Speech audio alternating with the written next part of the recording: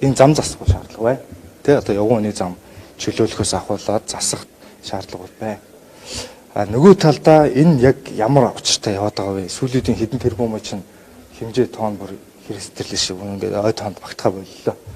Би одоо сар гарны өмнө Нямбатар сайд руу, Нямбатар дарга руу өмнөх энэ овн томтой авц асур тэгээд энэ явган хүний замаа эвдэж хайсан боржуурийн засвар те энэтэй холбоотой бүх тендер оролцогч компани тендер шалгаруулалт төсөв төртөг энийг эрүүлээч гэдэг мэдээлэл өгөөч гэдэг бичиг явуулаад сар гар болж. Өөрлөн залгахаар явуулна гэдэг, явуулцсан гэдэг шуудангаас асуу гэдэг. Гэтэл яваагүй алдчихаагүй, ирээгүй. Яваагүй гэдэг. Ингээ худлаа яриад байдаг. Тэгээ ямар сайндаа нөгөө нэг алтан бичгээр ингээ чин төрийн ажлыг төрийн ажлаар нь явуулаад бүтггүй болонгууд сошиалд одоо би ил бичээд тэгээ нөгөө хүмүүс маань тэс өөр юм яриад ингээ өнгөрсөн. Одоо хүртэл бичих нь ирээгүй. Эхлээд тэр тендер шалгаруулалт чинь олон нийтийн мөнгө шүү дээ. Татврын мөнгө. Энэ татврын мөнгийг хэрхэн зарцуулж байгаа вэ гэдгийг гишүүд нас хармаар нийслэлээ сонгогдсон гишүүнүүд хармаар байгаа. Тэгэхээр тэрийг харуулчих. Тэгжээс дараа нь юмнуудаа төлөвлөл дөө. Энэ дунд юу болоод байгааг гэсэн мэдмээр байна. Мэдх эрх нь байгаа. Мэдх үүрэг нь бас байгаа шүү дээ. Олон нийт ингэ мэдээч. Одоо нийслэлийн төсөв боловсруулагдаж байна. Нийслэлийн боловсруулсан төсөвдөр бас татвар нэмсэн байна. Автомашины татвар, авцсан ашигласны татварыг одоо бараг 60% хүртэл нэмэгдүүлсэн ийм төсөл боловсруулагдсан байна. Бидээс ингээ иргэдэд ахаал дарамт туширч зүгээр нийслэлийн иргэдэд ялангуяа тийм ээ. Тэгэхээр та бол бас нийслэлээ сонгогдсон гишүүний хувьд энэ татврын нэмэгдлүүд дээр ямар байр суурьтай? Энэ нийслэлийн засаг дарганаар өнөөдрийг хүртэл 2-3 засаг дарга бол ерөөсөө төгжрлийн шалтгааныг уг үнцээр шийдэж ерөөсөө бодохгүй. Бодлогын хэмжээ шийдэж бодохгүй. Төргөө хугацаанд яаж хүмүүсийг машинаас нь салах уу гэдэг механик боломжгүй бүтлгүй ийм арга бодол санагдлаа.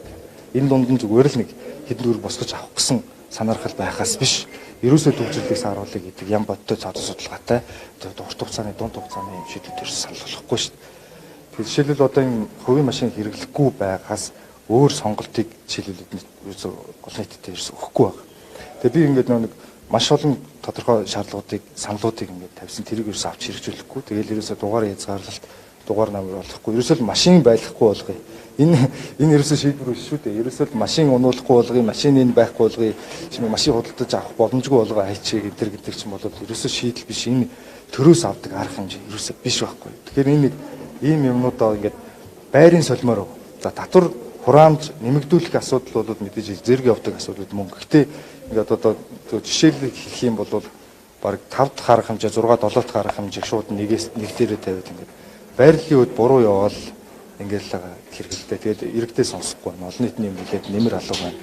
Нэг ийм тусдаа нэг ийм төр нийслэлийн засаг дарганы 5 газар гэдэг нэг ийм төр тэгээд тусдаа нэг нийслэлийн ерөнхийлөгчтэй болцоод ирсэн.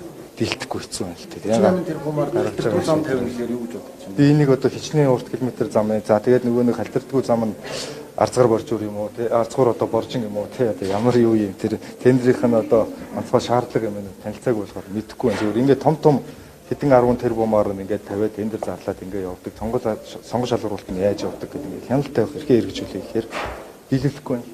Биелүүлэхгүй. Сар гар болж ганц бичиг нэг хариу авахгүй чадах.